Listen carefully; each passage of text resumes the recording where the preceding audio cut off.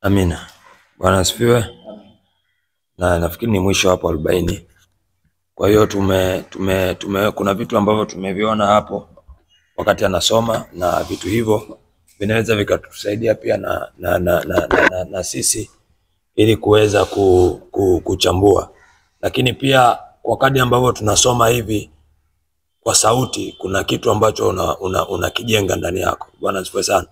Kuna tofauti wa kusoma Biblia kimya kimya na kusoma kwa sauti. Unaposoma kwa sauti, wewe mwenyewe kuna kitu ambacho unakipata cha tofauti. Jina la Bwana libarikiwe. Kwa hii tabia iwe pia tabia yako ya kuwa muda mwingine unaacha kusoma kimya kimya, unasoma kwa sauti. Kuna kitu ambacho unaweza ukakijenga. Kwa nikaribisha sasa, karibu useme kile ambacho umekiona. Kila mmoja naamini atakuwa ameona kitu tofauti, hata kama ni mstari huo mmoja. Kila kuna kitu cha tofauti umekiona ambacho unaona kiliwasababisha hawa watu wakafanya huduma yao kwa nguvu, wakafanya huduma yao vizuri, ambacho na sisi kinaweza kutusaidia. Karibu sasa. Lakini pia kama una swali unaruhusiwa kuuliza, lakini pia kama umeelewa ndio unaruhusiwa kusema, na kama kuna kitu umekiona unaweza ukasema, lakini unaweza ukasema ni mstari gani umekuvutia kwenye hii sura ya 16. Yani tunasema ni mstari wako wa moyo, na huwa tunashauri ule mstari uliokuvutia ujitahidi uweze kuumeza, uwe nao kichwani, ili sasa usiwe tu umekuvutia, kwa sababu mstari uliokuvutia maana yake kuna kitu kwa ajili yako kwenye huo mstari. Bwana asifiwe sana.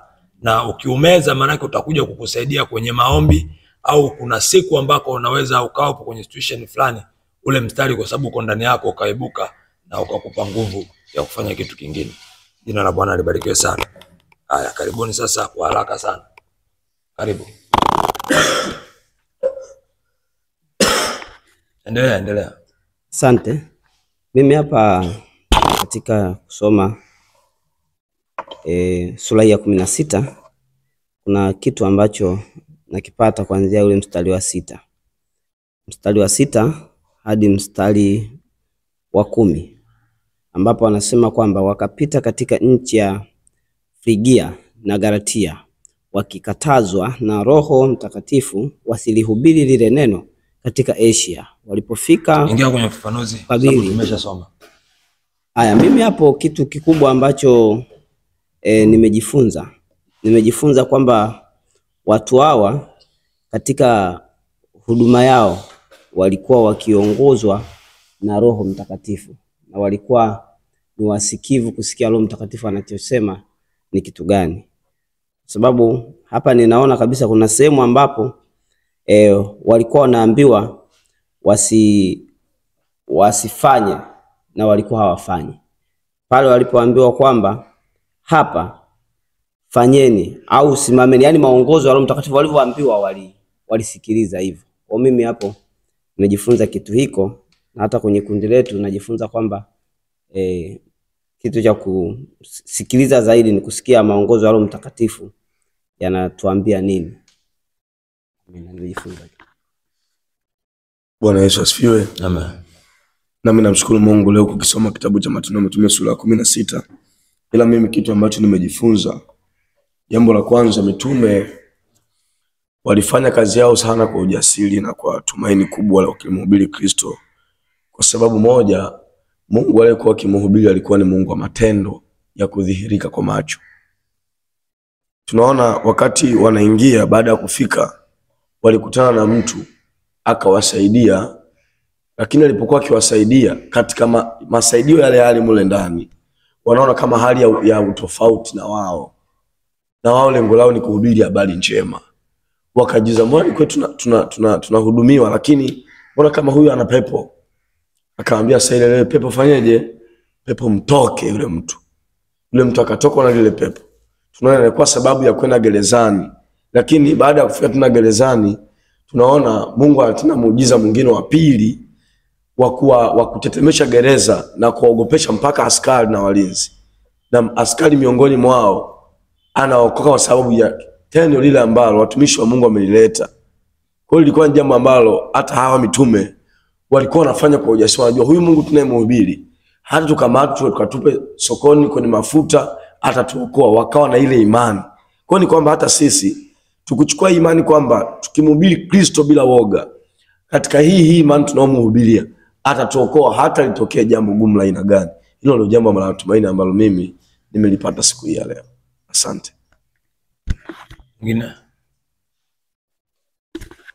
Jamani, Bwana Yesu asifiwe. Amen. Ya, kwenye sura hii ya 16 andika vitu vingi sana, lakini mimi nimeconcentrate zaidi kwenye eneo moja kwa sababu ya huduma yangu ya mhubiri wa Injili. Kwenye mstari wa 25 na 26. Nafikiri wote tunafahamu Paulo na Sila walikuwa wanamsifu Mungu usiku wa manane. Tofauti ya nilichokiona ni tofauti na ambavyo tunaweza tukawa tunapaona palivyoandikwa. Huo mstari naomba tu kiongozi niruhusu ni usome. Amen. Anasema panapo usiku wa manane, Paulo na Sila walikuwa wakimwomba Mungu na kumwimbia nyimbo za kumsifu, na wafungwa wengine walikuwa wakiwasikiliza.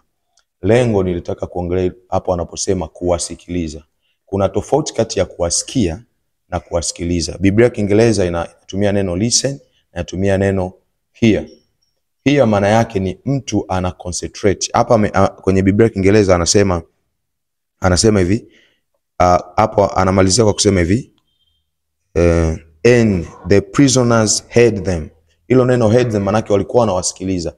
Kusikia, mtu anaweza ukamuuliza mtu umenisikia, akasema ndio. Umenielewa? Hapana. Ila mtu akisema umenisikiliza, maana yake umesikia na umeelewa. It's about concentration. Mtu anaweza akakaa akaweka akili yake yote kwako. Kwa sisi kama wahubiri wa Injili, hata hawa waliokuwa mle gerezani hawakusikia. Unajua mtu anayekusikia anaweza akakusikia na asizingatie, lakini anayekusikiliza anaweza akajua kwamba huyu jamaa anaongea nini, na vile vitu unavyovifanya vinaingia kwenye moyo wake. Sometimes tunaweza tusifanikiwe kwenye huduma yetu kwa sababu watu wanatusikia, hawana muda wa kutusikiliza. Hawatupi sikio la ndani la kuelewa nini tunakiongea. Kwa hiyo ndio maana mtu mwingine anasema huyu jamaa piga pale makelele kaondoka, lakini anayekusikiliza kila kitu utakachokiongea ana uwezo wa kukielezea kama ulivyokifanya. So watu walikuwa na upako na neema ya kuimba, alafu watu wengine wakafanya nini? Wakawasikiliza. So hiki ni kitu ambacho mimi nimejifunza, tofauti ya kusikia na kusikiliza. Ukiwa tu unataka watu wakusikilize, ni sawa. Unaweza ukaenda sehemu ukaongea habari za Mungu, ukaimba, ukasifu, ukafanya chochote, ukafanya huduma, watu wakakusikia na ukaondoka. Lakini watu wakikusikiliza, nataka nikwambie kuna kitu kitabaki ndani yao. Na hiki ni rahisi kuwafanya waokoke au aidha waanze kutafuta namna ya kujifunza zaidi kuelewa ni nini ambacho ulikuwa unaongea. Ndio maana hata wakati tunaposhuhudia au tunapotangaza habari za Yesu, kuna mtu anasema nimewasikia. Nimewasikia. Lakini kuna mtu anaanza kuwa challenge, anauliza maswali. Maana yake alikuwa anawasikiliza, afu anaelewa mnachokisema, anajifunza. Huyo mtu amesikiliza. Kwa kwenye hili eneo ukiachana na walisifu kweli, waliimba kweli, waliomba, lakini wale watu walichukua muda wao kuwasikiliza. Kwa mimi binafsi naweza nikaomba Mungu anisaidie kila wakati kwenye huduma yangu watu wasinisikie, wanisikilize. Sio kitu kidogo, it's about anointed. Yani lazima kuna kitu kinakuwa ndani yako, aidha ni mafuta Mungu amekupaka au amekupa neema ya watu kukusikiliza. So kama watumishi wa Injili ni vizuri tuwe tunao uwezo kuwafanya watu kutusikiliza. Hilo ni naomba nimejifunza. Kwa sababu tupo wengi, maeneo mengine niachie wengine.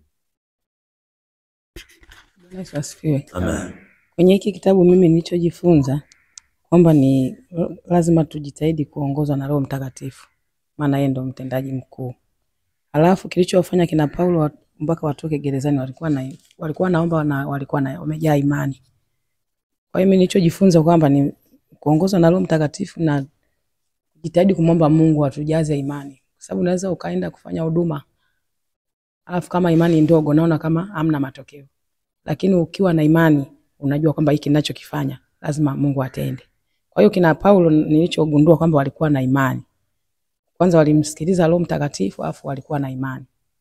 Kwa hiyo walikuwa naongozwa na Roho Mtakatifu, lakini walichokuwa nakifanya hapa walikuwa na imani, wanajua chochote kitakachotokea. Hata mpaka wanaingizwa gerezani wao kwa sababu walikuwa na imani. Walikuwa wanajua lazima tutatoka na tutaendelea kumhubiri Kristo. Mwingine tunaenda kwa haraka tupate muda. Bwana Yesu asifiwe. Mimi kitu ambacho nimejifunza hapa, jambo la kwanza kuanzia mstari ule wa kwanza pale mpaka wa 3, nimejifunza kama mhubiri wa Injili, kuna wakati inatubidi uzikubali tamaduni za watu ili tuweze kuwapata hawa watu. Kwa sababu tunamuona Paulo baada ya kumuona Timotheo ya kuwa anafaa, akaamua amtahiri, kwa sababu ilikuwa ni desturi za Kiyahudi, ili Injili isipate kikwazo. Kwa kuna wakati inabidi tuangalie zile tamaduni ambazo tunaona hizi haziwezi kutufanya tukamkosea Mungu. Kuna wakati inabidi tukubaliane nazo ili tuwapate wale wahusika. Kitu ambacho nimejifunza hapa ni kitabu cha Matendo ya Mitume sura 16 kuanzia mstari wa 1 mpaka wa 3. Mungu awabariki. Haleluya. Bwana Yesu asifiwe.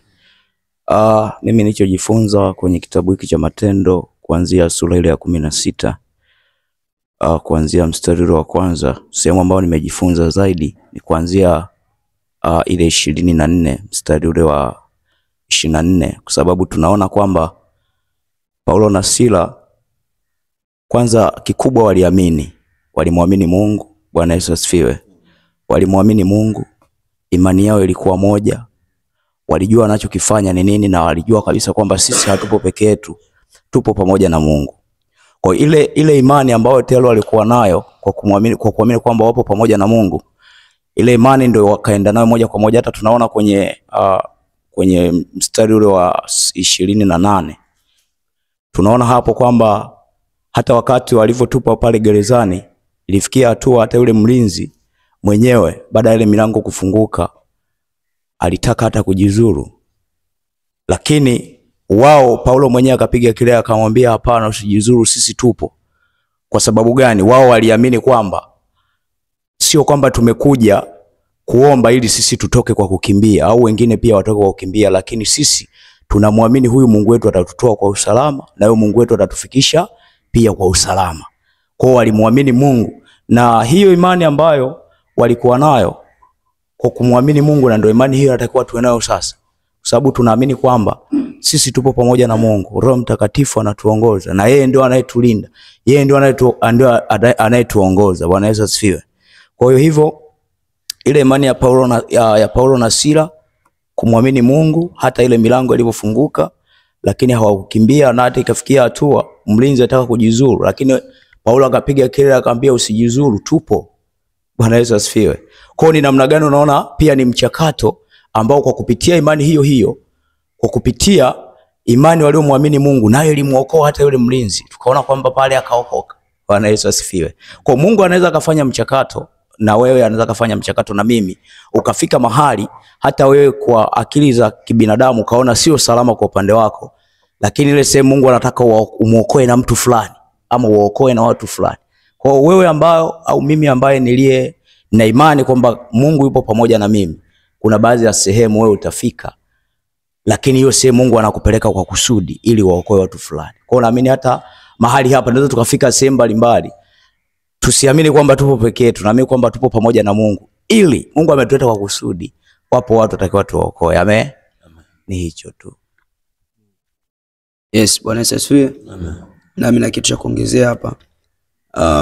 Mimi nimeanza kwenye mstari wa 13 mpaka 15. Na nalifaa kwa neno ambalo Paulo alisema kwamba imani chanzo chake ni kusikia, na kusikia hoja kwa neno la Kristo. Tunaomba Paulo walikuwa wametoka kwenda kutafuta mahali pa kwenda kusali, yani sehemu yenye ibada au kanisani, lakini kwa bahati mbaya alikosa hiyo sehemu ya kwenda kuabudu. Wakateremkia mpaka karibia kando ya mto. Nadhani sijui alikuwa anataka kuvuka, lakini pale kwenye mto akakutana na wanawake. Nadhani hapo alikuwa anafanya shughuli zao. Lakini tunamwona Paulo anaanza kufunua kinywa. Sidhani kama alianzia tu kusema habari za Kristo. Nadhani kuna mazungumzo kidogo labda alianzana nao kuhusiana na kuulizia kanisa, maana Paulo hapa alikuwa ni mgeni. Lakini katika mazungumzo tunaona Paulo anampenyeza Kristo katika mazungumzo, na anaokoka huyu mwanamke anaitwa Lydia, ambaye yeye alikuwa ni tajiri. Wagiriki walikuwa wanauza nguo kuanzia kitambo, hizo nguo za rangi hizi. Kuna baadhi ya nguo ambazo ziko ni nzuri, hata ukienda Kariakoo ukaambia hizo nguo zimetoka Ugiriki. Wameanza kuuza nguo kwa zamani. Kwa anaokoka huyu mama ambaye alikuwa anafanya kazi, nadhani na wanawake ambao walikuwa mahali hapa akatengeneza kanisa. Na siku ya pili tena wakakutana, ikawa ni kanisa. Kata nakutana ndo akakutana na huyu binti ambaye alikuwa ana pepo. ambaye kama atajisha watu wa kijiji kile na kumnena wa kumdhihaki Paulo, japokuwa dhihaka yake kama hauko makini unaweza kuzani kama anakupamba, maana kwa anasema hawa ni watumishi wa Mungu azinenao habari njema. Kwa unaweza kusema labda Dipepo nimetujua, lakini tunaona Paulo akajua ni madharau haya, akamtoa yule binti, na ndio chanzo cha Paulo kusukumiwa mateso katika mji huu na kupigwa sana wale watu ambao walikuwa wanatumia utajiri kupitia binti. Kwa hiyo tunene neno, imani chanzo chake ni kusikia. Popote pale tunapoenda, popote pale tunapotembea, jua kwamba unapofunua kinywa chako na kumsema tu Kristo na mtu yeyote akikupa usikivu, kuna kitu ambacho umekipanda katika ulimwengu wa roho. Amina. Bwana Yesu asifiwe. Mimi katika kitabu hiki cha Matendo na kitu nimejifunza kuanzia ule mstari wa 22 na kushuka huku chini. Kwanza nimejifunza kitu kimoja kupitia watumishi wa Mungu hawa. Jambo la kwanza nimejifunza kwamba hao watu walikuwa na imani. Jambo la pili pia nimejifunza watu hawa walikuwa na nguvu ya Mungu. Jambo la tatu nimejifunza watu hawa walikuwa na ujasiri wa ndani, yani ujasiri wa rohoni. Na hivi vitu vitatu ndio viliwafanya hao watu wakubali hata kuvuliwa nguo. Kwa sababu kama huna hivi vitu vitatu sio rahisi kukubali uvuliwe nguo mbele za watu, udhalilishwe, upigwe bakora mbele za watu. Sio jambo rahisi. Lakini kwa sababu walikuwa na imani ya Kristo, walikuwa na nguvu ya Kristo, walikuwa na ujasiri wa Kristo, ndio maana walikubali kufanywa hivi vitu vyote. Wakasema kwamba mnatuvua nguo, tuko tayari tuvueni. Mnatupiga bakora, tuko tayari tupigeni. Kwa sababu ya imani na nguvu na ujasiri ambao walikuwa nao. Hata sisi leo tukiwa na imani, tukiwa na nguvu ya Mungu na ujasiri ndani yetu, tuna uwezo wa kupenya mahali ambapo hatuwezi kupenya, lakini tunaweza tukapenya. Amina. Mwingine. Amina. Bwana asifiwe. Tunaona ni vitu vingi sana ambavyo kitabu hiki kinatufunza. Na mimi niongezee tu hapo ya kwamba katika hivyo ambavyo tumezungumza kuna kitu ambacho ninakiona kwamba mateso au changamoto inaleta miujiza. Bwana asifiwe sana. Unapopita kwenye changamoto za kihuduma, jua mbele kuna jambo ambalo Mungu anataka lichukuze kwa hilo. Kwa hiyo tusiwe tunaogopa tunapopita kwenye majaribu. Bwana asifiwe sana. Na ndio maana huwa ninapenda kusema imani hiyo ulionayo changanya na iko ambacho unakipitia ili tuone Mungu anafanya nini. Bwana asifiwe sana. Na uzuri sisi huwa kwenye mambo ambayo tunaamini Rise and Gospel, tunaamini kwenye kutembea katika imani kubwa. Bwana asifiwe sana. Kwa hiyo unapotembea katika imani kubwa, tarajia tu hiyo imani yako kuchallengewa. Bwana asifiwe sana. Ili uionekane, je, ni kweli una imani? Na hata ukiangalia watu wa imani haiji kwenye mteremko. Haionekani kwenye kitonga. Yaani unapita tu hivi vizuri afu unaona jamani na imani lile, kwa sababu unapita una mahali utapitishwa. Alafu tuone utateteleka. Bwana asifiwe sana. Kwa tuko Mafia hapa sasa hivi, kuna vitu naweza kukutana navyo, basi imani yako hapo ndio ionekane ya kuwa wewe ni mtu wa imani. Bwana asifiwe sana. Na kupitia hiyo imani utakayoionyesha, Mungu anaenda kuachilia kitu kikubwa. Na inawezekana watu wakaokoka kwa sababu wewe umeonyesha nini? Imani. Jina la Bwana libarikiwe sana. Lakini kama ambavyo wengine walichangia, niseme sio kila kinachokusifia basi ni kitu cha kimungu. Bwana asifiwe sana. Jana tumepata ushuhuda hapa. Kuna mzee anasema tumefanyaje? Tumeulizwa, tumetambulika. Yaani ujio wetu umetambulika. Bwana asifiwe sana. Hapa tunaona kuna pepo la utambuzi ambalo lenyewe linatambua kabla hata hujafika. Sasa huyu alikuwa anawasifia, na kama tunavyojua sifa huwa inamletea mtu kiburi. Yaani ni chanzo cha mtu kujinua ile makwapa kufanya hivi. Yaani kama mtu anayonyanyua vyuma anatembea hivi. Unaelewa? Sasa Mungu yeye huwapinga watu wanaotembea hivi, wanaojimomba fai. Ila anataka watu wanashuka wanakaa hivi, wanaondoka. Bwana asifiwe sana. Kwa sasa isije ukawa unasifiwa, kumbe anayekusifia sio ni Mungu, bali anayekusifia ni shetani, ili wewe uweze kujiinua alafu akupige vizuri. Bwana asifiwe sana. Tupo hapa, unaweza ikatokea lolote, sio wewe, ni Bwana amefanya. Bwana asifiwe sana. Hata kama ni maiti imefufuka, jione sio wewe, ila ni nani? Ni Bwana amefanya. Kitendo cha kujiona ni wewe, tayari unataka ujione kama wewe ndo tayari sasa yani ndo tayari. Sasa sifa kama hizo zinaweza zikakuharibia wewe, zikaharibu na huduma yako, ukajikuta hauendelei mbele, bali unarudi nyuma. Jina la Bwana libarikiwe sana. Kwa hiyo lazima tuwe makini kwenye kile ambacho tunakifanya, na sifa pia inakuleta karibu na watu. Bwana asifiwe sana. Ukishafanya kitu kizuri, kuna watu watakuja, kuna wadada watakuja, kama ndo kijana, hata kama sio kijana umeoa, lakini bado kuna wadada watafanyaje? Watakuja. Sasa ukijiona tayari ni mtu wa sifa, tayari na vileda vimekuja, na unajikalisha hapo, anguko liko karibu. Bwana asifiwe sana. Kuwa makini na eneo hilo. Sifa zinakuja ili kukuangusha, sio kukufanyaje? Kukuinua. Kwa hiyo wewe fanya vitu, lakini usitake sifa kwenye hicho kitu ulichokifanya. Jina la Bwana libarikiwe sana. Mpe tu Mungu utukufu. Ndio maana Yohana anasema yeye aongezeke, alafu sisi tufanyaje? Tupungue. Nilisema siku ya kwanza, star hapa ni mmoja, ni Yesu Kristo, na yote yeye ndo anayoyatenda. Kwa hata ufanye kitu gani kikubwa, jione kuwa wewe umetumiwa tu na Mungu, na usifa na utukufu mwachie nani? Yesu mwenyewe. Kwa ukifanya hivyo utakuwa umejitengenezea ulinzi. Kwa mtu akija, utamwambia sio mimi, ni nani? Ni Mungu. Na ndio hata kitabu cha Mitume kinachotufundisha. Kina Petro na kiwete natembea, wanasema mbona mnatutazama sisi? Wanaanza kumleta Yesu ambaye wanaonyesha kuwa huyu mtu aliponywa na Yesu, sio sisi. Jina la Bwana libarikiwe sana. Kwa Mungu atusaidie sana tunapoendelea kujifunza. Amen.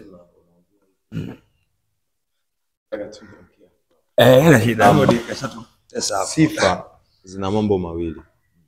Kuna sifa inaweza ikakuongezea bidii.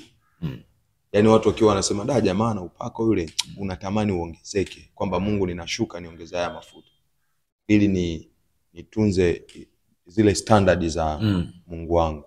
Lakini pia sifa zinaweza zikamfanya mtu kupoteka. Yaani ushasifiwa, yaani kweli mtumishi wa Mungu kweli, na kuna watu wengine wanakuja kwenye maisha yetu kutuua. Wanakusifia wanakuta kichwa kimeinuka. Haikuwa kwa Paulo na timu yake. Akagundua hizi sifa hizi shetani ameinua mtu aseme. Lakini pia kuna sehemu kwenye Wakorintho wanasema watu wa rohoni wanafahamiana kwa namna nini? Rohoni. Huyu jamaa alikuwa anajua kwamba huu sio wa kwetu. Ni wangapi kanisani tunaweza tukawa nao wanaongea lugha kama ya kwetu, wanafanya huduma kama ya kwetu, hata kwenye hii huduma, si ndio? Kuna watu wanaweza wakaja kujichomeka kwa siri ambao sisi tukaona tunaweza tukajua yani hawa ni wa kwetu kabisa, lakini kumbe sio. Na kuna sehemu tunaenda unakuta watu wanakusupport, wanakupokea, wanakwambia vizuri, lakini ukija kuangalia hivi, mimi kuja kushangaa kuna Wakristo wengine tumeimba nao kwa haya muda mrefu, kuna siku mnaenda kwenye mkutano zinakemewa pepo sawa, elewa, lakini yeye alikuwa ni nani? Ni mwimbaji. Tunaelewana? Kwa hicho kitu ni vizuri kujifunza kwamba sisi wenyewe tuache atokee mtu fulani, sisi wenyewe takiwa tujue. Kama kuna mtu unaona ana changamoto, kaeni tuombe. Kwa huyu jamaa alikuwa na uwezo wa kutambua. Lakini lengo langu sio kufika huko. Lengo langu ni sifa inaweza kumfanya mtu akaongeza bidii, na sifa inaweza kumfanya mtu akabweteka, akajisahau. Watu wengi ambao wanajisahau, watawala, wenye madaraka, viongozi wa imani, changamoto yao kubwa, wengi ambao wanajisahau ni sifa. Na ukimwona mtu yote anapenda kusifiwa kuliko kukosolewa na kuambiwa ukweli, anguko lake lipo karibu. Amina. Bwana asifiwe. Kuna mtu mwingine anataka aseme kwa haraka? Aseme kwa haraka. Labda hasa mimi niulize swali. Tumeona watu walikuwa wanaongozwa na Roho, wanamsikiliza Roho. Bwana asifiwe sana. Manake wanaambiwa wasiende sehemu fulani, wanaambiwa waende sehemu fulani. Na sisi ni watu ambao tunafanya huduma. Inapotokea kwa mfano tumeitwa Mafia, Bwana asifiwe sana, tukakubaliana na mchungaji tunakuja Mafia, alafu baada ya muda tunamwambia mchungaji hatuji Mafia, pale tunakuwa tumefuata vigezo gani? Mpaka tumekubali, mpaka tumekataa. Sijui nimeeleweka swali langu? Imeeleweka vizuri? Karibu. Bwana Yesu asifiwe. Amen. Najibu tu ni kwamba kwenye hichi kitabu cha Matendo 16 tumeona kwamba kwanza kina Paulo wenyewe walikuwa hawaachi kwenda. Walikuwa wanaondoka, lakini njiani Roho anawaambia hapa mnakoelekea kitu fulani msiseme. Kwa mchungaji anza kawalika, karibuni kanisani mfanye huduma 1 2 3. Ukasema ndio, kwa sababu ndio kazi yako, ni utayari wako kwenda. Lakini katika maandalizi ya safari yako kuelekea huko, unasikia sauti au katika miongoni mwao anakuambia sauti, nakwambia huko na sisi tusiondoke. Tusiondoke kabisa huko. Lakini Roho akisema usiondoke, atakuelekeza wapi uondoke sasa, ili ile kazi ya utayari wako ikafanyike. Umezungumza kama sasa nikimwambia mchungaji naondoka, alafu ukaambia nisiondoke, unakuwa umetenza kitu cha aina gani?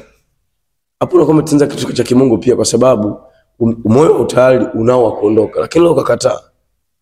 Kwanza kama mchungaji Roho anakataa kufika kutoa huduma huko, lakini kwa sasa hiyo huduma tunakoifanya sokoni tukufahamu kwa twalio. Amen. Amen. Mwingine? Madam, unataka kusema? Mimi nachokiona. Madam, sogea mbele. Kuna sehemu Petro na Yohana waliwauliza watu, tumsikilize Mungu au tuwasikilize Wanadamu? Kwa sababu wale wanadamu waliwaambia hivi, tunawaruhusu kutoka gerezani, msihubiri tena. Yaani sisi gerezani leo tunawatoa, sio wafungwa, lakini msihubiri tena kwa jina. Wakawauliza swali pale pale, tuwasikilize nyie au tumsikilize Mungu? Nafikiri ni sura 4 ya Matendo ya Mitume hii.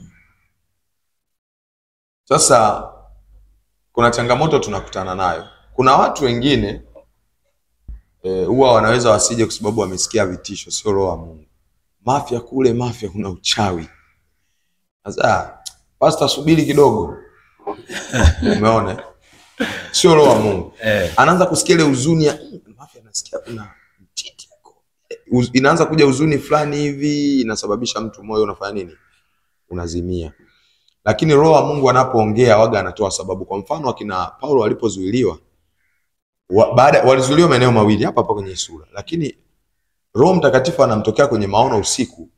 Anaona mtu wa Makedonia amesimama, anamuita, anamwambia Paulo, njooni Makedonia mhubiri nini? Injili. Manake Mungu alitoa direction kwamba baada ya kushindwa hapa fanyeni hivi. Umeone? Na sababu inawezekana Asia ilikuwa haijafunguliwa, lakini tunaona baadaye huyu Timotheo ni zao la Asia, maana alikuwa Efeso. Umeona? Kwa hiyo alizuiwa tu kupita baadhi ya maeneo, lakini ulikuwa ni kwenye mkakati wake na alienda. Kwa hiyo kwa wakati huo Mungu alimzuia kwa kusudi. Aliona labda sehemu ambapo inahitajika zaidi. Saa nyingine sio kwa mabaya. Ni wapi? Ni Makedonia. Na kumbuka Mungu anamzuia kama ingekuwa ni mabaya. Njia anayoenda kupita ndio ameenda kukutana na kisago vizuri.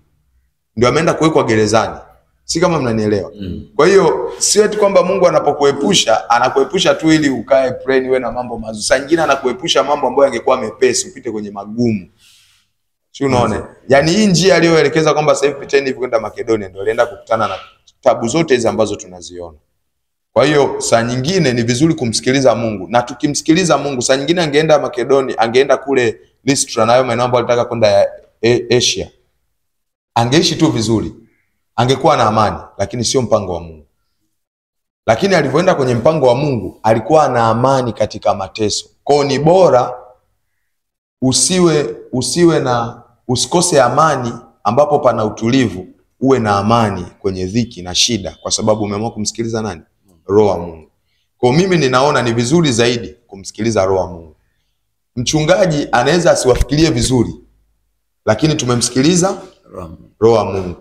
Watu ambao mnataka kwenda tunataka kwenda kuhubiri injili kwao, wanaweza wasituelewe vizuri, lakini watu waliokoka, watu walifunguliwa, tunaona watu waliponywa, watu walisikia injili kwa wingi pamoja na zile changamoto, lakini Mungu alikuwa anataka lile eneo ambalo ameruhusu waende watu wahubiriwe injili. Na uchawi, mzizi uliokuwa pale umepandwa, alikuwa ni mtu anayetabiri. Na watu walikuwa wanamwamini. Hata aliposema hawa ni watumishi wa Mungu, watu walisema kwa kuwa huyu amesema, kweli hawa ni watumishi wa Mungu. Lakini ile roho ilikuwa inatakiwa ivunjwe pale. Walidhalilika, walivuliwa nguo, walifanywa nini, lakini Mungu ndo aliwaelekeza kupita njia hiyo. Kwa hiyo saa nyingine Mungu anaweza akatuelekeza kupita kwenye njia ngumu sana kuliko njia rahisi ambayo sisi tulikuwa tunaiona. Kwa hiyo mimi naona ni bora tumsikilize Mungu kuliko kitu chochote. Hata kama huyo mtu ambaye tunataka kwenda kwake atasema mimi kwa kweli kwangu njooni kwa gharama yoyote. Kama Mungu amesema msiende kwa wakati huo, bora tumwambie Mungu na tumwambie huyo mtu kwamba sisi hatutaenda. Kwa mimi naona ni bora kumsikiliza Mungu. Haleluya. Bwana asifiwe. Hili swali nimeuliza kusudi kabisa kwa sababu hata sisi hapa ni watumishi tunaoenda maeneo mbalimbali. Habari njema ni kwamba sisi tunaweza tusizuiliwe na watu wa mji ule tunaoenda. Bwana asifiwe sana. Ila tunaweza tukazuiliwa na mke aliyokupo nyumbani. Tunaweza tukazuiliwa na magonjwa. Tunaweza tukazuiliwa na fedha. Na sio tumezuiliwa na fedha, na kisingizio cha fedha. Bwana alibarikiwe sana. Kwa sababu sisi kwenye hii timu tunatumika, kila mtu anatakiwa ajifikishe na ajirudishe pale alipotoka. Bwana asifiwe sana. Sasa changamoto tunakutana nayo ni mtu kujiweka kwenye eneo la nauli sina, wakati uwezo wa kwenda alikuwa nao. Jina la Bwana libarikiwe sana. Ndio maana nimeuliza hili swali kusudi. Haleluya. Ili tuone ya kwamba kuna muda tunashindwa kumsikiliza Mungu aliyetupa hiyo huduma, tunajiangalia sisi wenyewe. Na kuna muda inawezekana kweli shetani amekuziba kabisa auone, au Mungu mwenyewe ameachilia wakati huo usione njia, lakini anataka kuona una imani. Na ndio maana wao ninapenda kuwaambia kama ni Mungu ametuambia twende, atatupa namna ya kufanyaje, ya kwenda. Wewe ambaye unatakiwa kwenda, ujione kuwa mpaka ile siku ya mwisho wenzio washapanda gari ndio useme kweli mimi siendi. Hata kama uone njia, unachotakiwa ni kuamini kuwa mimi ninaenda. Sasa nitakushangaa tunaenda alafu eti siku umepatikana muujiza twende unasema sijafua. Hivi ulikuwa ni mwendaji kweli? Kwenye hii safari wakati naendelea kufanya mawasiliano, kuna mtu mmoja akaniambia, akanitumia message, mimi siendi kwa sababu sina nauli. Akasema ngoja, sijui ni nini, nikasema ngoja nimrudishie. Kaambia ikipatikana vipi? Unaenda? Akanambia siwezi kwenda, mambo ya familia hajakaa sawa. Nikasema nimegundua changamoto kumbe sio nauli, ila changamoto ni wewe. Lakini kuna mtu ambaye akikwambia kwa habari ya nauli, unajua kabisa huyu ni nauli kweli inafanyaje? Inasumbua. Kwa hiyo unamtia moyo. Na ndio wao ambao walikuwa wanasumbuliwa na nauli, lakini tuko nao miongoni mwetu. Jina la Bwana libarikiwe sana. Amen. Akiwa Bwana Brighton. Ile message uliyoiona ni ya huyu jamaa. Ya huyu jamaa. Mbona akiwa Bwana Godfrey. Bwana Godfrey naye alikuwa mkiwa amepata ameharibikiwa mimba, si ndio? Kwa mimba imeharibika, alafu mtoto ametoka, alafu akawa amelazwa hospitali. Yaani ndio wiki hizo ambazo tunataka tuje sasa. Sijui unaelewa vizuri. Kwa mpaka Ijumaa ngapi ile tunataka kuja huku. Jumapili tunataka kuja huku. Hadi leo anaendelea kuhudhuria. Bado anaendelea. Kwa unaona kabisa akikwambia kwa habari ya nauli ni kwamba ni kweli hela ameitumia hospitali. Bwana asifiwe sana. Lakini kuna jitu lingine analiangalia unaona kabisa mbona hata maandamano yenyewe hajamwasili sana huyo. Lakini anajiingiza kwenye nini, kwenye nauli. Kwa hiyo ni vizuri tukamsikiliza nani? Mungu. Tukamsikiliza Roho Mtakatifu. Kama Roho Mtakatifu ameweka mzigo wa kwenda, basi kuna kitu anataka ukakifanya. Bwana asifiwe sana. Kama ambavyo ilikuwa kwa Bwana Moses. Haleluya. Moses hapo alipo kibarua hana. Huko alikotoka Zanzibar. Kibarua hana, maana bosi alishamkatalia kuja kufanya huduma. Sasa akaona wewe chukua kazi yako, mimi nikafanya huduma, Bwana ananipa kazi nyingine. Kwa ninauliza hivi nikiona watu nilionao namna ambavyo wamefika, lakini ninajua ni ule msukumo wa nini? Wa ndani. Na mtu ambaye aliniambia hatakuja ni Moses. Mwanzoni kabisa ananiambia Bwana mimi niko kwenye kazi za watu, kwa hiyo tutaona nini cha kufanya tu. Ila baadaye ninaona ni msukumo ule wa ndani. Ukawa umemsukuma Bwana, hapa ninaenda. Bwana asifiwe sana. Na tuko naye kweli. Kwa hiyo tuangalie sana nini ambacho Mungu anafanyaje? Anasema kuliko kuangalia mazingira tulionayo. Unaweza ukakatishwa tamaa na mazingira, lakini isiwe ni mazingira ya kimungu. Ni adui tu ameleta hayo mazingira ili wewe ushindwe kusikia sauti ya nani? Ya Mungu. Mimi naamini mtu yeyote ambaye yuko hapa na amefika hapa hatobaki kama alivyo. Bwana asifiwe sana. Ninajua kuna ongezeko na kuna imani itakuwa ameipata. Kama ni mgeni sasa ni mara ya kwanza kutembea na sisi, utakuwa tu kuna kaimani kameingia, kwa sababu watu tunasema tunatembea na imani kubwa. Ninaamini ile roho sasa ya imani kubwa itakuwa imekuvaa kwa namna tu ambavyo tumekuja na namna ambavyo tutaondoka. Jina la Bwana libarikiwe sana. Na namna ile ambavyo tutaishi mahali hapa itakuonyesha kuwa kumbe ninapoenda na hawa mabwana sibaki kama nilivyo. Ni kwa nini sasa? Ni kwa sababu ni Mungu aliyetuwezesha kufika, ni yeye atatuwezesha kuondoka. Kwa ametuleta kwa kusudi, ataturudisha kwa kusudi. Jina la Bwana libarikiwe sana. Na hakuna chochote kitakachokuwa kimeharibika. Nikutie moyo kwenye hilo wakati ninaendelea kuzungumza. Hakuna chochote kitakachofanya kitaharibika. Hata kama uliacha mazingira hayako vizuri, utayakuta yakiwa tu vizuri. Jina la Bwana libarikiwe sana. Amina. Mungu abariki. Kuna mwingine anatamani kusema? Naona ni kama tumeshaweka mambo sawa sawa. Si ndio? Mchungaji, hebu fanya conclusion kidogo. Jamani, Bwana Yesu asifiwe. Amen. Kitabu hiki ni kitabu cha matendo ya nini? Mitume. Na sisi ndio mitume wa nyakati za mwisho. Amen. Ukiona umeweza kutoka eneo moja kwenda eneo lingine, huo ni utume. Lakini pia kuna maeneo kadhaa ambayo tumeyapitia kwenye hiki kitabu cha sura hii moja ya kuhusu Roho Mtakatifu kuzuia na Roho Mtakatifu akikuzuia na kusudi lake. Lakini tumeona kwa habari ya kipaumbele cha watu waliokuwa pamoja na huyu mtumishi wa Mungu Paulo, wakiwemo akina Timotheo. Lakini tumeona jinsi ambavyo changamoto zilitokea za kwenda eneo ambalo walikutana na hayo mambo, mapigo, kudharauliwa. Lakini kule mwishoni, kwa sababu amesema nihitimishe, kule mwishoni Paulo anaongea na wale watu waliomweka gerezani. Maana ilifikia hatua wakatoa maagizo kwa maaskari, kwa mkuu wa askari, wale watu tuliowaweka jana gerezani waondoeni. Na mkuu wa askari, yule askari aliyekuwa ndani, baada ya kuona ule muujiza aliogopa, akamwambia twendeni kwangu. Wakafanya walichotakiwa, immediately walimbatiza, walimtia maji yule jamaa, wakaoga ile damu aliyokuwa nayo wamepigwa, wamechafuka, wakaoga nyumbani kwake, wakawa wasafi. I think walifanya vitu vingi, walikula, walifurahi, walienjoy, na yule mtu pia yeye na familia yake wote wakafanya nini? Wakafurahi. Alafu sasa cha ajabu wakamwambia turudishe wapi? Gerezani. Turudishe gerezani. Si kama mmeona sasa wakati wapo gerezani ukaja waraka kwamba hao watu tunaomba wafanye nini? Waachiwe, waondoke. Kwenye Wakorinto kuna sehemu wanasema hivi, kila jaribu linao mlango wa kutokea. It's a matter of time. Ni jambo la muda tu. Na saa nyingine tunaweza, kwa sababu pale wangetoka ingeonekana wametoroka na huyu jamaa angekuwa hana kibarua. Wakamwambia wewe tunaomba, haya yote tushafanya, tumekula vizuri, tumeoga, tumekuwa wasafi, nyuso zetu zimependeza tena, turudishe. Tamko lilipotoka jamaa wakakataa, wakasema sisi hatufanyi nini? Hatutoki, hatuendi kokote.